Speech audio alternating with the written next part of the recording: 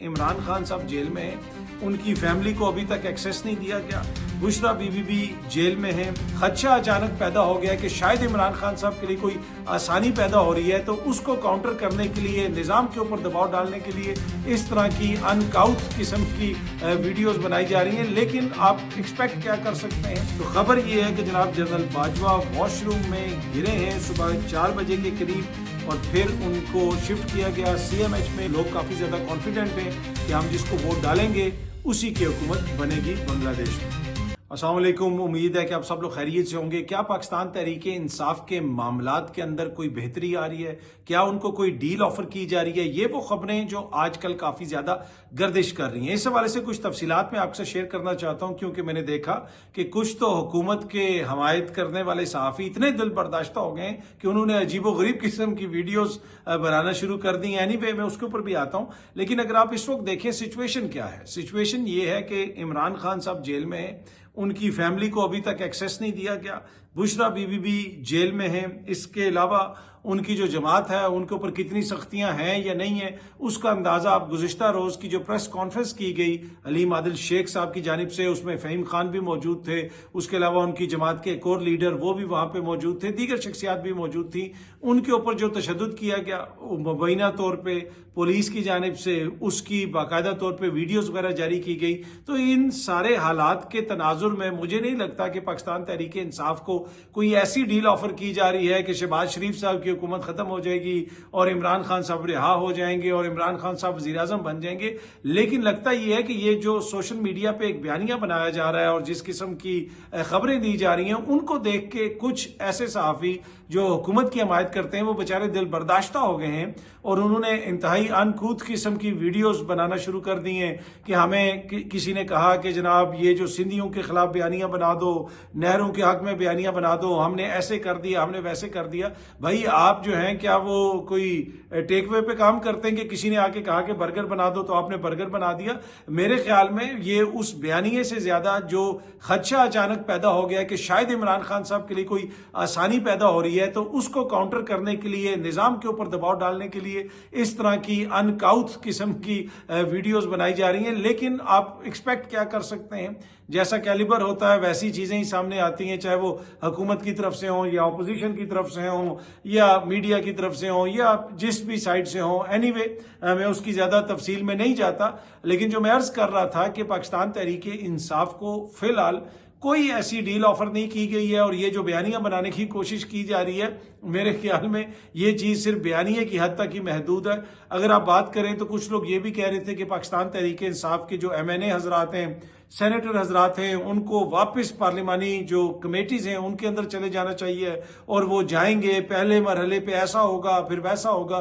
गुज़िश्ता रात ही मेरी पाकिस्तान तहरीक इंसाफ के जो पार्लिमानी जमात के लीडर हैं शाहिद खटक साहब, उनसे बात हुई। उन्होंने कहा कि जो बंदा भी ये कह रहा है, ऑल्दो कि अली जफर साहब ने ये कहा कि हमें पार्लिमानी जो कमेटीज़ हैं उनका हिस्सा होना चाहिए, कोई जगह भी खाली नहीं छोड़नी चाहिए, अपनी हमारी वहाँ पे नुमाइंदगी होनी चाहिए, और ये एक पॉइंट ऑफ व्यू है। लेकिन शाहिद खटक साहब ने कहा कि जो भी ये बात कर रहा है वो इमरान खान साहब की हदायत के खिलाफ जा रहा है। और एज ए पार्लिमानी लीडर मैं तमाम अपने अरकान को कहूँगा, आपने किसी कमेटी में वापस नहीं जाना, आपने स्पीकर के चैम्बर में नहीं जाना, और अगर कोई MNAs का सरकारी वफ्द कहीं पे जा रहा है किसी और मुल्क में, आपने उसमें भी शिरकत नहीं करनी। और उन्होंने कहा कि जो ही मेरा नोटिफिकेशन होता है मैं बाकायदा तौर पे रिटर्न ये तमाम जितने भी हमारे MNAs हैं उनको लिख के दूंगा कि भाई आपने किसी कमेटी वगैरह में नहीं जाना और किसी किस्म का कोई ताउन नहीं करना हुकूमत वालों के साथ, क्योंकि ये हमारा मैंडेट चोरी करके मुबैना तौर पर बैठे हुए हैं यहाँ पे। तो जो लोग ये कह रहे हैं कि सब कुछ तब्दील हो रहा है और बहुत सारी चीज़ें जो है वो आगे बढ़ रही हैं, मुझे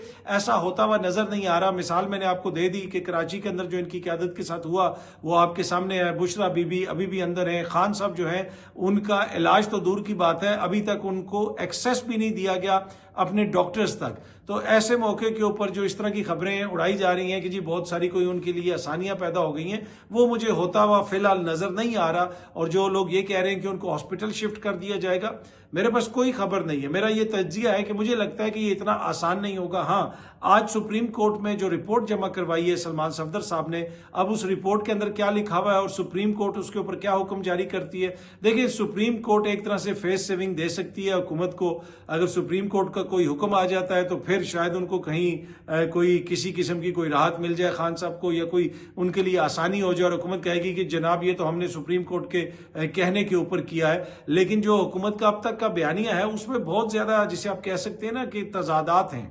एक तरफ ये सोहेल अफरीदी के साथ भी बैठ रहे हैं, दूसरी तरफ ये मसलसल सोहेल अफरीदी को दहशतगर्दों का सहूलतकार कहते रहे, ड्रग माफिया से उसको जोड़ते रहे। लेकिन अब ये कह रहे हैं कि जी अच्छी बात है, सोहेल अफरीदी साहब से जाके मोहसिन नकवी साहब भी मिल रहे हैं इजलास के अंदर और वो सारी चीजें हो रही हैं। और सोहेल अफरीदी साहब ने 2 इजलासों में शिरकत भी की और उसके बाद से ये खबरें गर्दिश कर रही हैं, ये तजिए तबसरे हो रहे हैं कि शायद कोई चीज बदल रही है। लेकिन मैंने जिस तरह आपको पहले भी बताया कि मुझे नहीं लगता कि कोई ऐसी सूरत हाल है।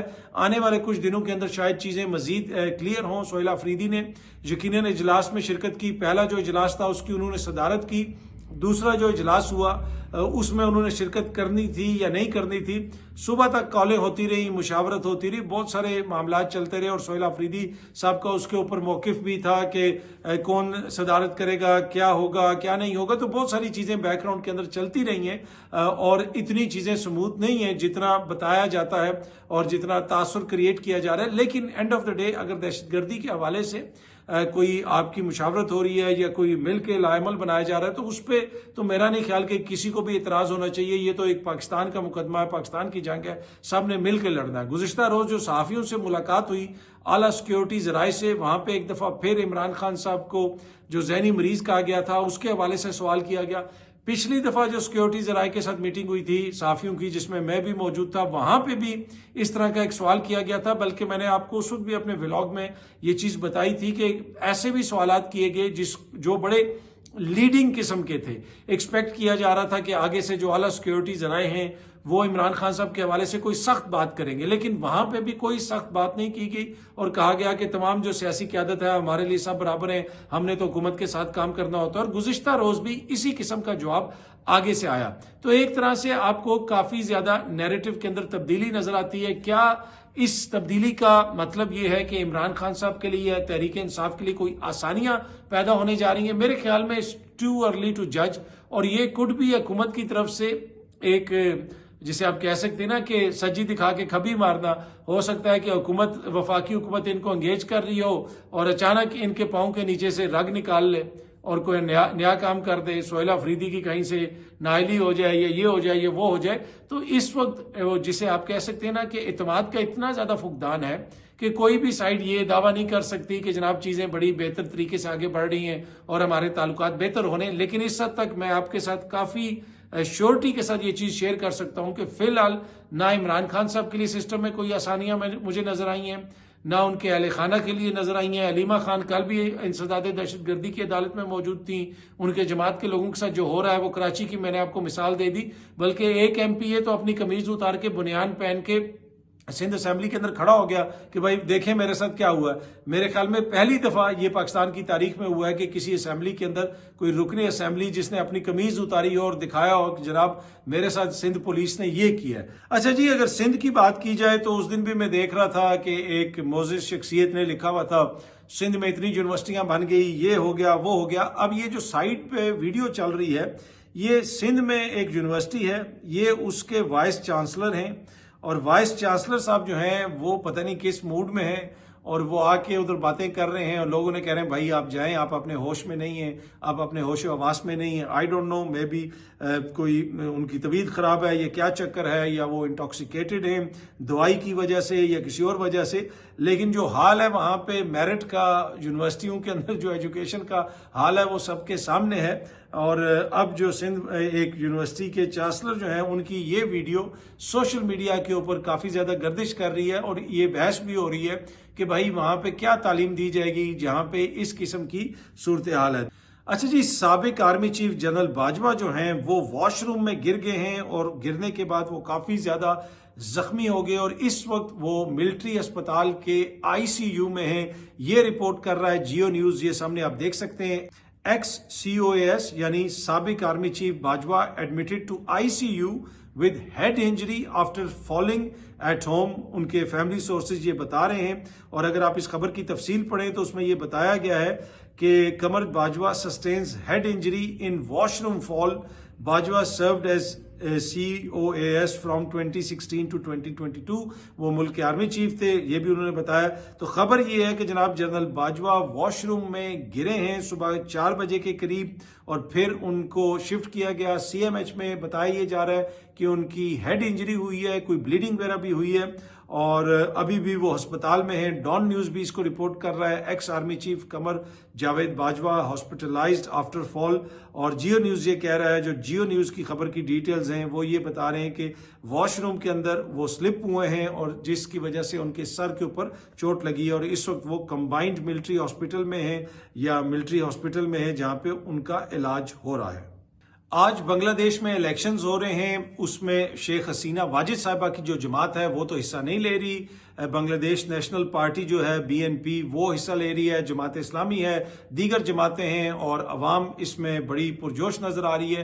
क्योंकि पिछले काफ़ी अरसे से जो हसीना वाजिद साहिबा की हुकूमत थी, वो जब भी इलेक्शंस करवाते थे तो अवाम को पता होता था कि ये जुल्लू फेरेंगे, धांधली करवाएंगे, और हमारे वोट को उस तरीके से इज्जत नहीं दी जाएगी जैसे दी जानी चाहिए।